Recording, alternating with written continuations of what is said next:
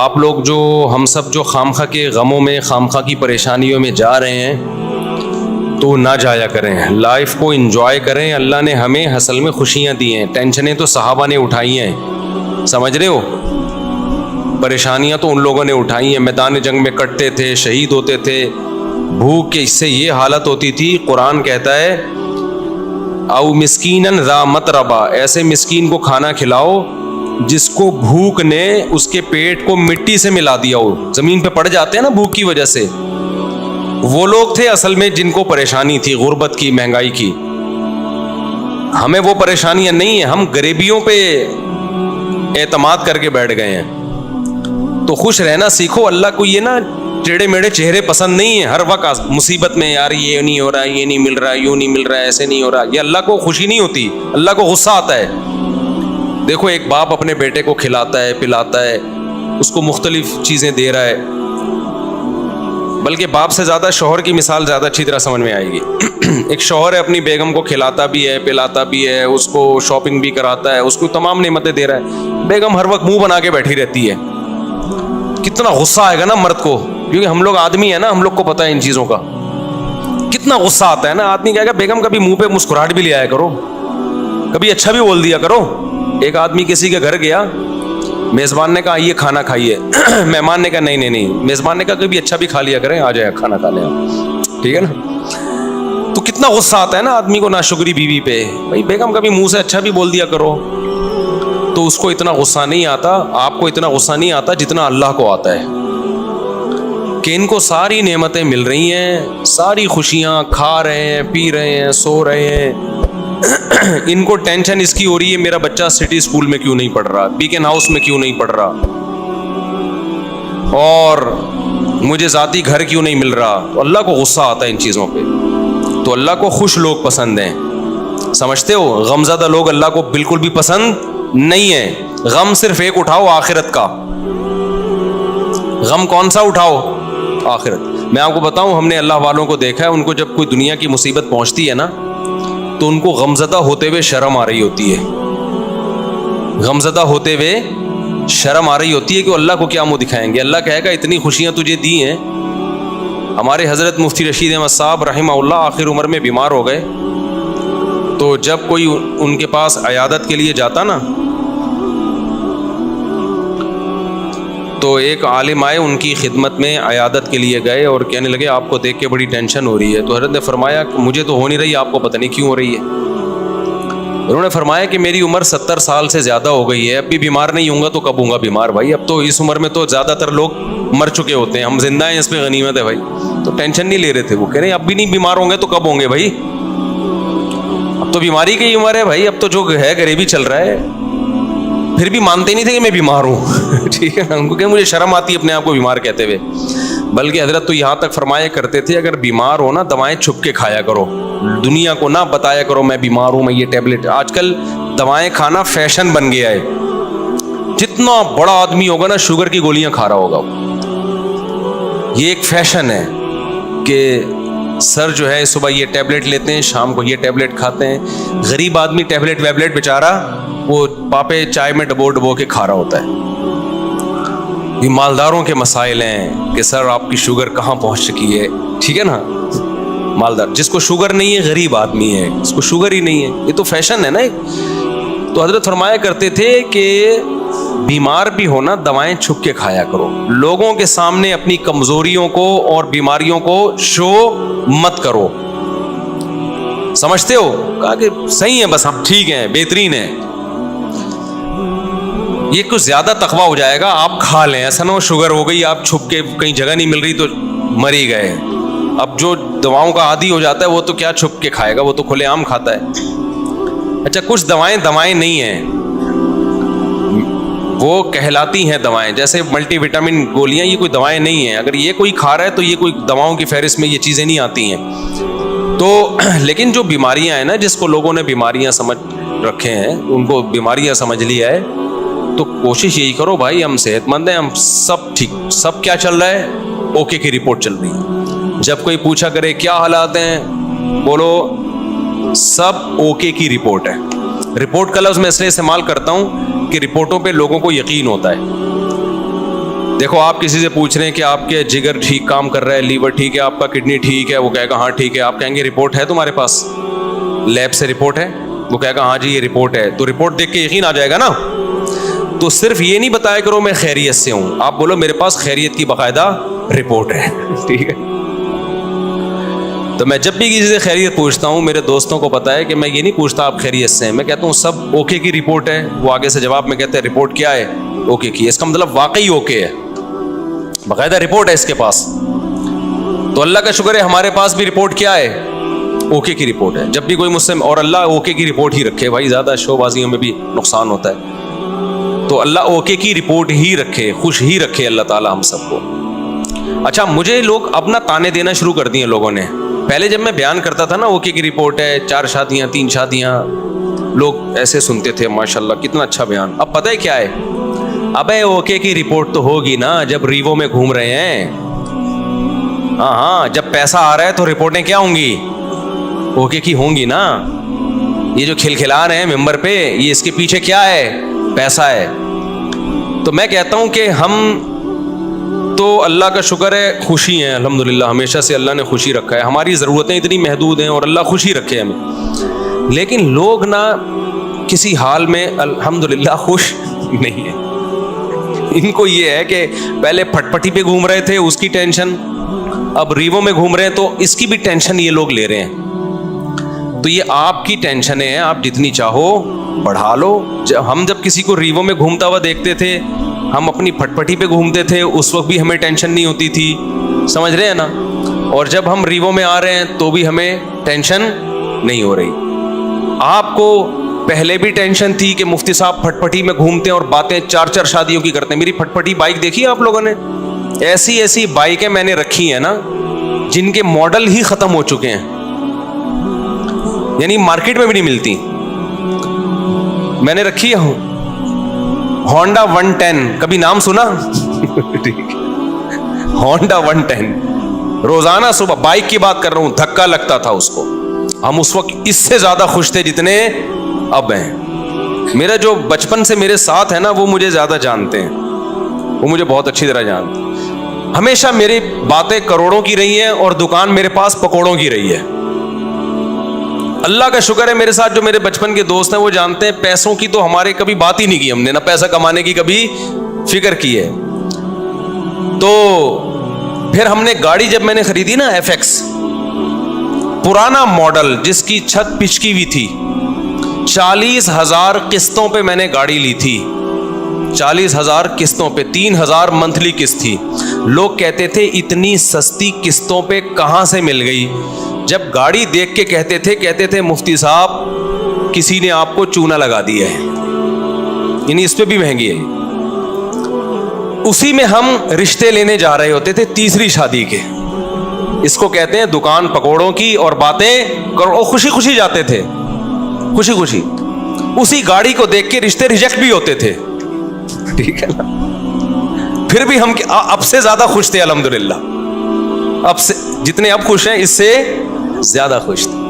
تو نہ ہم FX میں ہم پریشان تھے. میں تو اس پہ خوش ہو رہا تھا یار ہماری اوقات تو FX کی بھی نہیں ہے. 40,000 قسطوں پہ منتھلی. وہ خریدی کیوں میں نے, میرے پاس سہراب موٹر سائیکل تھی. سہراب کا نام سنا ہے؟ اچھا, اصل میں میرے پاس تھی GTO 125. میرے والد صاحب کا جب انتقال ہوا نا, پیسے ملے, ہم نے کہا اب گاڑی ہلکی نہیں رکھے. ہمارے شوق ہمیشہ سے بادشاہوں والے رہے ہیں. اس وقت کراچی میں GTO 125 کاواساکی سے بہتر کوئی بائک نہیں ہوتی تھی. جو کراچی کے لوگ ہیں وہ جانتے ہیں, سب سے لگژری بائک یہی تھی. تو میں نے وہ خریدی تھی اور اس کو میں نے 20,000 کلومیٹر تک چلایا ہوگا کم از کم, کیونکہ 70 کلومیٹر تو جامعۃ الرشید آنے جانے کی ڈرائیو تھی میری نیول کالونی سے. ایسی لگژری بائک ہم نے رکھی ہوئی تھی. پیسہ بچاتے نہیں تھے ہم, اس کی ٹنکی میں ہی جو بھرنے میں پیسہ لگتا تھا. تو ہم نے ہمیشہ سے سوچا کیا ہے, اوپر ہی کا سوچا ہے. جس کو بچانے کی فکر ہوتی ہے نا, وہ مالدار بننے کا شوق ہوتا ہے, وہ ٹینشن لیتا ہے. ہمیں مالدار بننے کا شوق شروع سے الحمدللہ تھا ہی نہیں. ہم نے کہا جو ہے یار انجوائے کرو لائف کو, بیویاں بھی رکھو, بائکیں بھی رکھو, ٹھیک ہے نا, اور کھاؤ بھی اچھا. 3 چیزیں ہمیشہ سے خاندانی رکھنے کی کوشش کی ہے میں نے. ایک شادی پہ خرچ کرو, دوسرا خوراک ہمیشہ ٹائٹ ہے میری, ایسی خاندانی خوراک ہمیں. بھائی زبان کی لذت جو ہے اس کا کوئی آلٹرنیٹ نہیں ہے, خوراک پہ کمپرومائز ہی نہیں کیا, ہمیشہ اچھا کھایا ہے الحمدللہ. میں کھاتا تھا نا مدرسے میں, تو طلبہ سمجھتے تھے بڑا ہی لینڈ لارڈ ہے, کوئی قرضے مانگ رہے ہوتے تھے مجھ سے, قرضے. اور جس وقت جس چیز کا دل چاہا کھا لیا, جتنے پیسے ہیں نا کھا لو بس, ٹھیک ہے, بچانے کے کیا کرنا ہے یار. تو ہم نے بائک رکھی ہوئی تھی, جب میں پیٹرول ڈالتا تھا اس میں ٹینکی بھرنے میں ٹائم لگتا تھا, لوگ دیتے پتہ نہیں کون لینڈ لارڈ ہے یہ, حالانکہ بس وہ پیٹرول ہی کے ٹوٹل پیسے ہیں, اب ختم. بچایا کچھ نہیں, کیونکہ ہمیں مالدار بننے کا بالکل بھی شوق نہیں تھا. اسی طرح پھر کیا ہوا ہے کہ جب وہ ابا کی وراثت ملی, ہم نے GTO 125 خریدی اور پیسے کاروبار میں لگا دیے کہ چلو جی منتھلی ارننگ ہوگی. وہ میں نے واقعہ کئی بار سنایا ہے, سارے پیسے کاروبار میں ڈوب گئے. لوگ الحمدللہ جس کو دیتا گیا وہ لے کے بھاگتے رہے الحمدللہ. اس کے پھر مجھے نتیجہ یہ نکلا کہ پراٹھے میں چھوڑ نہیں سکتا تھا, تو بائک مجھے بیچنی پڑ گئی. سمجھ میں آ رہی ہے بات؟ اب خوراک میں اور بائک میں جب ٹکراؤ ہوگا تو بائک کو قربان کر دو, خوراک کو قربان مت کرو. اچھا بچے بھی تھے گھر میں, ان کے بھی خرچے تھے. بائک بیچ کے پھر ہم نے سستی بائک خریدی سہراب, اب پتہ نہیں آتی, اتوار بازار نہیں ویسے پرانی. اب جب ہم نے سستی بائک خریدی اس کو لے کے ہم بھی گھومتے تھے, ہمارے دوست احباب بھی, مفتی صاحب بائک چاہیے تھوڑی دیر کے لیے, مل جائے گی, لے جا بھائی تو سستی بائک ہے, جو چاہے لے جائے اس کو. وہ کیا ہوا, اس کا لاک ہی نہیں تھا, اتنی سستی تھی, تو وہ بھی چوری ہو گئی اللہ کے فضل سے. ایک دن مسجد میں کوئی نمازی بھائی آئے, انہوں نے دیکھا کہ یہ لاوارث بائک ہے اور اگنیشن اس کا لاک ہی نہیں ہوتا, تو وہ لے گئے اللہ کے فضل سے. نماز انہوں نے پڑھی, انہوں نے کہا اگلی نماز میں یہ گناہ معاف ہو جائے گا. میں جب آیا تو بائک ہی نہیں ہے. اب میں نے کہا یار اب میں گاڑی خریدوں گا. دکان پکوڑوں کی باتیں کون سی, یہ میں واقعات آپ کو موٹیویٹ کرنے کے لیے سنا رہا ہوں. اور جو لوگ مجھ پہ تانے کرتے ہیں نا, اب ریوو میں گھوم رہا ہے تو باتیں تو کرے گا ایسی, تو یہ موٹیویٹ کر رہا ہوں میں. ہر آدمی کا اپنا اسٹائل ہوتا ہے نا موٹیویٹ کرنے کا. تو میں نے کہا اب سہراب چلی گئی ہے, اب ہم کیا لیں گے, گاڑی ہی لیں گے, 4 پہیوں پہ آئیں گے. بھائی بائکیں بہت ہو گئی, 4 پہیوں پہ آئیں کہاں سے. 25,000 کی سہراب خریدی تھی, وہ بھی چوری ہو گئی. تو اب ہم کیا کریں گے بھائی. پھر ہم نے کیا کیا, میں نے کہا کہ ایک دوست سے, بھائی یہ جو اشارہ کر رہے ہیں بیٹھ جائیں نا, جو کھڑے نہ ہو. تو میں نے کیا کیا, میں نے کہا کہ اب میں گاڑی خریدوں گا. گاڑی کہیں مل نہیں رہی تھی, تو پھر ایک شاگرد کے پاس سے 40,000 قسطوں پہ مل گئی گاڑی ہمیں, FX. 4 ٹائر اس کے پنچر تھے, چھت اس کی نیچے پچکی ہوئی تھی. ہم وہ جنازہ اٹھا کے لے آئے گھر میں. تو اب میں مسجد کا امام ہوں, تو بہت سارے مریدین نے مل کے نا ٹھک ٹھک ٹھک اس کو بنانا شروع کر دیا. پیسے نہیں لگائے, یوں کیا, چھت اوپر ہو گئی اس کی. FX میں یہ بڑی بات ہے کہ ڈینٹنگ پینٹنگ کا زیادہ, ہاتھ سے ہی ڈینٹنگ پینٹنگ کا کام ہو جاتا ہے اس میں. تو بہرحال ہمیں اس کی خوشی تھی کہ گاڑی آ گئی ہمارے پاس, رشتے مانگنے میں آسانی ہو گئی ہمیں. تو اس پہ تھوڑے تھوڑے تھوڑے تھوڑے تھوڑے تھوڑے پیسے لگا کے میں نے کیا کیا, بالآخر اب میں نے کہا یہ بہت بہت کام نکال رہی تھی وہ. میں نے کہا جیسے کسی نے مجھے پہنائی ہے تو اب یہ کسی اور کو پہنا دو آپ. یہی حل ہوتا ہے پرانی چیزوں کا. بیوی کے علاوہ جتنی بھی پرانی چیزیں آپ اب کیا کر دو, دوسرے کو پہنا دو. میں نے کہا بہت تھک گیا ہوں اس پہ, سارے پیسے اسی میں لگ رہے تھے.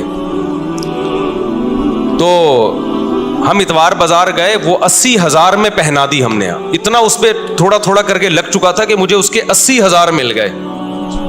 بڑی بات تھی اس زمانے میں 80,000. برکت دیکھو نا کیسی ہوتی ہے. ہم نے کیا کیا, اب آپ کی طرح یہ نہیں کہ بچوں کو سٹی اور بیکن ہاؤس میں پڑھانا ہے یا بچے روکنے, ہم نے پیدا ہی نہیں ہونے دینا. اس وقت بچے تھے چھوٹے, ابھی ان کی تعلیم کا خرچہ نہیں تھا, بہت چھوٹے بچے تھے میرے اس وقت. خوراک پوری ہو رہی تھی ان کی. جب بڑے ہوں گے, اسکول کا ٹائم آئے گا, اس وقت سوچیں گے. یہ ابھی تھوڑی سوچنے کی چیزیں ہیں. ہم خود بھی تو کسی کے بچے ہیں نا. ابھی میں اپنے والد صاحب کے بچوں کا سوچ رہا تھا, یعنی میں اپنا. تو ہوا یہ کہ ہم نے وہ خرید لی, آپ کی اللہ بھلا کرے, شیراڈ لے لی میں نے, 1.5 لاکھ کی ملی. 80 کیش دیے اور 5,000 قسطیں وہ محلے میں کہیں سے مل. ہم آ گئے کس پہ, شیراڈ پہ. تو شیراڈ میں گھوم رہے ہیں بھائی, اس پہ خوش ہو رہے ہیں. یار ہماری اوقات تو سہراب کی بھی نہیں تھی, اللہ نے کیا دلا دی, शुक्र की तौफीक मिल रही थी ना, मुझे शुक्र की तौफीक मिल रही थी। लोग, मैं कहते यार मेरी औकात तो नहीं है, ये हम तो मौलवी लोग हैं, हमारी तनख्वाहें देखो, जज्बे देखो हमारे, तो ये गाड़ी मिल, मैं तो उस पर वाकई बहुत खुश होता था। एक दफा मैं गाड़ी लेकर गया हूँ, किसी बड़े जलसे में मेरा खिताब था, लोग लैंड क्रूजर में बड़ी बड़ी गाड़ियों में आ रहे थे, मेरी भी बड़ा इस्तेकबाल हुआ। मैं गया, हमारे दोस्तों ने कहा मुफ्ती साहब एफएक्स में नहीं बैठना, जाके आपकी पर्सनैलिटी पे ये एफएक्स सूट नहीं कर रही है, क्योंकि यहाँ बड़े बड़े उलमा आए हैं बड़ी बड़ी गाड़ियों में। मैंने कहा ऐसी की तैसी भाई, हम किस में बैठेंगे, अपनी एफएक्स में। तो अल्लाह ने बेइज्जती लिखी हुई थी, जब मैं बैठा हूँ तो चली भी नहीं रही थी, 6 आदमियों ने धक्का लगाया उसको, यानी वो जितनी इज्जत बचाना दोस्त चाह रहे थे ना, तो वो, और हमने इंजॉय किया। हमने कहा भाई इन चीज़ों में इज्जत जिल्लत बोलो ना, नहीं है इन चीज़ों क्या होता। हमारा मकसद था बयान करना, बयान अगर अच्छा हो गया तो ठीक है, मैं गधे पे जाऊं, मैं घोड़े पे जाऊं, मैं साइकिल पे जाऊं, मैं एफएक्स में जाऊं। मैं आपको इसलिए ये सारे वाकयात शो मारने के नहीं बता रहा, खामखा की टेंशन क्यों पाली हुई है भाई तुम लोगों ने, बिला वजह अपना मैयार इतना ऊंचा क्यों रखा हुआ है। वो मैयार नहीं मिलता तो टेंशन में जाते हो फिर। हम तो ये सोच रहे थे यार हमारी औकात मोटरसाइकिल की नहीं है, अल्लाह ने 125 दिला दी GTO। हमारी औकात तो 125 की नहीं, अल्लाह ने FX दिला दी। हमारी औकात तो FX की है, अल्लाह ने शेराट दिला दी। नहीं यारी बात समझ में, हम शेराट में घूम रहे हैं भाई, बड़ा एंजॉय कर रहे हैं। वो शेराट भी गई, कैसे गई, बड़ा दुख भला वाकया है। मुझे एक फ्रॉडी मिल गया, बस फ्रॉडी बहुत मिले हैं। वो शेराट, उसमें एक आखिरी जो धचका लगना था ना मुझे, शेराट बिक गई मेरी। अब जब शेराट गई तो हम फिर रोड पे आ गए। ठीक है, तो मैं फिर यहाँ से बसों में जाता था W11। अब मैं उस वक्त मशहूर हो चुका था, तो मुझे W11 में लोग पहचानने लगे थे, मुफ्ती साहब आप बस में, 2 मिनट की चुरंगी है ना यहाँ पे, मुझे अच्छी तरह याद है। मैं आ रहा था वहाँ उतरने, यार आप बस में, तो मैं कह रहा भाई मेरे बस में ही जाना रह गया है अभी, इसके अलावा मेरे बस में है नहीं। तो मैं खुश था उस पर, और अल्लाह की कसम खुश था, ऊपर से नहीं कि मैं वो कर रहा हूं, मैं बहुत खुश था अल्हम्दुलिल्लाह कि यार मेरी जरूरत तो इसकी भी नहीं है, अल्लाह मुझे बस का किराया तो है ना, वरना बहुत से लोग तो बस का किराया नहीं होता। जज्बे उसी तरह, रिश्ते नहीं, गिलगित जा रहा हूं रिश्तों के लिए। लोग कह रहे हैं आपके पास है क्या, भाई मेरी टोटल मेरी ये अर्निंग है मंथली, इसमें अल्लाह का शुक्र है गुजारा अच्छा हो रहा है, तो आपकी बच्ची का भी गुजारा हो जाएगा। उन्होंने कहा नहीं होगा, हमने कहा जाओ, नहीं होगा तो बाढ़ में जाओ। ठीक है ना, किसी के सामने भीख थोड़ी मांगनी है, ऐसी की तैसी। अच्छा खैर, फिर मिल भी जाते हैं रिश्ते। तो उसी गुर्बत में हमारी तीसरी भी हो गई अल्हम्दुलिल्लाह। कितनी हो गई? तीसरी। अच्छा भाई, तो हमें इसकी भी खुशी कि औकात हमारी एक की भी नहीं है, और शादियां कितनी हो गई, हो जाती हैं, ये मैं आपकी भी हो जाएंगी, और अच्छे अच्छे लोग मिल गए मुझे। लेकिन मैं जैसे जैसे देख रहा था कि मेरी शादियां हो रही हैं, बच्चे पैदा हो रहे हैं, मेरी सोर्स ऑफ इनकम ऑटोमेटिकली बढ़ रही है। ऐसे ऐसे जराए से रिस्क मिल रहा है जहां से तसव्वुर भी नहीं था, ऐसे ऐसे जराए से रिस्क मिल रहा है जहां से तसव्वुर भी नहीं है। अब मैं उनको वाकया सुनाऊं, आपके होश उड़ जाएंगे, कैसे कैसे जराए से। जरूरतें पूरी हो रही हैं, स्टॉक कुछ भी नहीं हो रहा, एक धेला भी जमा नहीं हो रहा है, लेकिन मुझे फिक्र नहीं है कि कल कहां से खाऊंगा, कल कहां से, अगले महीने। भाई जब अब तक अल्लाह ने रखा हुआ है ना, तो आगे भी हो जाएगा। फिर एक दिन मुझे मेरे घर में बड़ा खर्चा आ गया, एक बड़ा खर्चा, यानी डॉक्टर ने कहा भाई डिलीवरी ऑपरेशन से होगी। ऑपरेशन के पैसे नहीं थे मेरे पास, बच्चा पैदा होने का वक्त आया और डॉक्टर ने कहा बड़ा ऑपरेशन होगा, और बड़े ऑपरेशन में अच्छे खासे पैसे लग जाते हैं। वो पैसे मेरे पास, बोलो, नहीं थे। समझते हो कि नहीं समझते? तो मैं क्या करता भाई, कोई बात नहीं भाई। ससुराल से फोन आया, पैसों की जरूरत तो नहीं है, मैंने कहा बिल्कुल जरूरत नहीं है। दोस्त अहबाब ने कहा पैसों की जरूरत तो नहीं है, मैंने कहा बिल्कुल भी जरूरत नहीं है, मेरे पास पैसे हैं कहां से, मुझे नहीं। मैं दिमाग लड़ाया कि क्या करो, कोई बात नहीं, घर में ऐसी चीजें होती, भेज दो उसको यार। क्या ख्याल है भाई? भाई घर में सब चीजें बेच दो यार, अभी जरूरत पूरी करो, कोई बात नहीं, फट्टे पे सोएंगे यार। क्या है इसमें? भीख मांगने से बेहतर है लोगों के सामने अपनी गुर्बत, और भीख मांगने से बेहतर है फट्टे पे सो जाओ। सुबह रात की बची भी, मैं ऐसे उलमा को जानता था जिनकी 2 बीवियां थी, सूखी रोटी सुबह कहवे में डबो के खा रहे थे वो। नहीं, यही बात मेरा ख्याल है समझ में। ऐसे गरीब लोग भी मेरे इल्म में हैं। तो हमने कहा यार हम भी किस पे आ जाएंगे। तो अब मैंने गौर लड़ाया तो मुझे एक बकरी नजर आई अपनी, एक इजाफी। मैं उसके पास गया, उससे मैंने माजरत की, ٹھیک ہے, وہ ایک اضافی چیز تھی, اس کی طرف دماغ نہیں جا رہا تھا میرا. میں نے کہا میں آپ سے معذرت چاہتا ہوں, آپ کو بھیٹ چڑھانا پڑ گیا ہے مجھے. ٹھیک ہے, سمجھ میں آ رہی ہے بات. اللہ کا کرنا یہ ہوا کہ ہمارے ایک دوست آئے, بہت ہی قریبی جگری دوست, انہوں نے مجھے کچھ پیسے قرض میں دے دیے بغیر مانگے. ان کو پتا تھا کہ یار مفتی صاحب کا ابھی کیس ہے, ابھی اچانک ان کے لیے پیسوں کا انتظام کرنا مشکل ہوگا. وہ آئے, انہوں نے مجھے پیسے دیے. تو میں نے کہا بھائی میرا تو یہ تھا کہ کل بکری بیچوں گا اور یہ اپنے گھر کے سارا سامان بیچ کے, جو بھی بک سکتا ہے بیچ کے میں ان کے قرضہ ادا کر دوں گا. تو وہ مجھے خود دے کے چلے گئے. وہ معاملہ تو نمٹ گیا, بچہ ہو گیا الحمدللہ. وہ بچہ ماشاء اللہ اچھلتا کودتا ہے, قرآن اب تو بڑا ہو گیا. اس کو نہیں پتا, اس کو بھی یہ واقعہ نہیں پتا کہ تو کیسے پیدا ہوا ہے. گھر والوں کو بھی نہیں پتا, یہ بھی بتا دوں, میرے گھر والوں کو بھی معلوم نہیں, میرے سسرال کو بھی پتا نہیں. یہ پہلی دفعہ میں آپ کے سامنے شیئر کر رہا ہوں, اور یہ بھی اس لیے شیئر کر رہا ہوں کہ لوگ بہت تانے دیتے ہیں آج کل نا, الٹی الٹی باتیں بہت کر رہے ہیں میرے خلاف. تو میں نے کیا کیا, وہ ایک صاحب ہمارے قریبی دوست تھے. یہ نہیں کہ ان کے سامنے میں کہا پیسے ہی نہیں ہیں, یوں ہے یار. بعض دفعہ پیسے آدمی ایسے نہیں مانگ رہا ہوتا, رونا شروع کر دیتا ہے, اس سے اگلا خود ہی سمجھ جاتا ہے کہ پیسے نہیں. خیر جی, انہوں نے مجھے لون دیا قرضہ کہ کل دے دینا. اچھا, قرضہ بھی ایسا کہ میں نے کہا کل میں دے دوں گا. جب انہوں نے بہت اصرار کیا, میں نے کہا ٹھیک ہے, فوری تو جمع کرانے. میں نے کل میرے یہی تھا کہ اگلے دن کیا ہوا ہے کہ میں نے کہا بکری بھی اور یہ سب چیزیں بیچنے کے لیے میں نے بات کی. وہ میرے پاس آئے اور میں نے کہا آپ کا قرضہ آپ کو انشاءاللہ مغرب تک مل جائے گا واپس. انہوں نے کہا مصعب مجھے نہیں چاہیے. وہ دوست تھا, وہ کہتا ہے میں نے کبھی آپ کو کوئی گفٹ نہیں دیا, یہ میری طرف سے گفٹ ہے. میں نے کہا بھائی آپ کو واپس لینا پڑے گا. کیا میں کسی کا باپ بھی نہیں دے سکتا, نہیں لوں گا واپس. میں اندر اندر سے جتنا خوش ہو رہا تھا یہ میں جانتا ہوں, اور کون جانتا ہے, اللہ جانتا ہے. اندر سے جو میں خوش ہو رہا تھا نا کہ میری اتنی بڑی ٹینشن اس نے کیا کر دی, دور کر دی. اور ایک ایسے آدمی نے جس سے کبھی گفٹ اور تحفے تحائف کا کوئی لین دین زندگی میں رہا ہی نہیں ہے. یعنی ایسا ہوتا ہے نا کہ بعض لوگ ہوتے ہیں جو تبادلے چل رہے ہوتے ہیں, ایک ایسا آدمی. تو میں اس کو بار بار اصرار کیا. اب کیا ہوا ہے کہ میرا دل تو چاہا کہ میں بے تحاشا شکر ادا کروں اس کا, لیکن میں نے شکر بھی زیادہ ادا نہیں کیا. پوچھو کیوں؟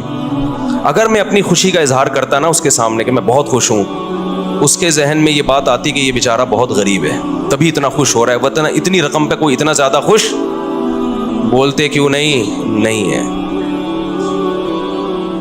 میں سمجھا پا رہا ہوں اپنی بات. نارملی شکریہ ادا کیا میں نے, دعائیں بہت کی پھر اس کے لیے اللہ سے گڑ گڑا کہ اللہ اس نے میری اتنی بڑی ٹینشن دور کر دی, تو اس کے مال میں برکت دے, اس کے رزق میں برکت دے. اس کو کیا پتا کہ اس نے میرے ساتھ کیا ہے, لیکن میں نے اس کا زبان سے زیادہ شکریہ ادا نہیں کیا. کیونکہ آپ کسی کو ایک اماؤنٹ دیں اور وہ بچھا چلا جائے, اس کے دل میں آ سکتا ہے کہ لالچ پیدا ہو گئی, یہ دوبارہ بھی نکلوانا چاہ رہے ہیں. اس کے دل میں آ سکتا ہے اچھا یار ہمیں تو پتہ نہیں تھا ان کے مالی حالات اتنے خراب چل رہے ہیں, یہ اتنی سی رقم پہ اتنا خوش ہو جائیں گے. لیکن میں نے دعائیں اس کے لیے بہت. جب اللہ نے میری مالی حالات اچھے کر دیا, بہت اچھے حالات ہیں, پھر میں نے اس کو یہ واقعہ سنایا. میں نے کہا آپ نے جو 12 سال پہلے میرے ساتھ تعاون کیا تھا نا, آپ کو نہیں پتا تھا آپ نے کتنی بڑی خدمت کی, لیکن میں نے اتنی دیر آپ کے لیے بیٹھ کے دعائیں مانگی, اتنا بڑا احسان کیا آپ نے میرے اوپر. میں نے کہا اس وقت میں نے اس لیے شو نہیں کیا کہ آپ سمجھتے پتہ نہیں یار یہ کیا چل رہا ہے مارکیٹ میں, سمجھتا ہے کہ نہیں سمجھتا ہے. تو ایسے ہماری زندگی میں بہت کچھ آتا رہا. بہت سے رشتے ہمارے ریجیکٹ ہو گئے کہ جی اتنا تولہ سونا, اتنا. ہم نے کہا جاؤ اتنے تولے سونا. انہوں نے کہا قرض لے لیں. میں نے کہا ہم جب بچہ بیمار تھا تو ہم نے قرض نہیں لیا یار, تو ہم اب شادی کرتے ہوئے قرض لیتا ہوا اچھا لگے گا آدمی. لوگ بولیں گے ہماری ایک نہیں ہو رہی ہے, چوتھی کے لیے قرضے مانگ رہے ہیں. یہ تو عیاشی ہے نا. ہو گئی ٹھیک ہے, نہیں ہوئی تو بھائی ہم نے اس طرح سے اللہ کا شکر ہے زندگی گزاری. میں نہیں کہہ رہا کہ ہم سے کبھی کوئی اس بارے میں ہو سکتا ہے کچھ استغنا کے خلاف کام ہو گئے ہوں تو, لیکن مقصد آپ کو بتانے کا یہ ہے کہ ہم اس وقت بھی خوش تھے, اول تو میں کہتا ہوں ڈاکٹروں کے پاس آپ ایسے ہاسپٹل میں لے کے کیوں جا رہے ہو بچوں کو جہاں آپریشن ہوتا ہے. یہ بڑا مسئلہ آج کل ڈاکٹروں نے بنا دیا, یہ خرچہ خامخواہ کے ذمے لگا دیا ہے آپ کے. خیر بچے بڑے ہوتے گئے تو سارے خرچے پورے ہوتے گئے الحمدللہ. اب رپورٹ جو چل رہی ہے 15.16 کی رپورٹ چل رہی ہے, تو اب تک بھی سارے خرچے پورے ہو رہے ہیں. اور پھر چوتھی تو میری اب ہوئی ہے نا. لوگ کہتے ہیں اب تو مول صاحب ریوو میں گھوم رہے ہیں تو شادیاں تو ہوں گی. بھائی 3 جو تھیں وہ اس حالت میں تھوڑی تھیں.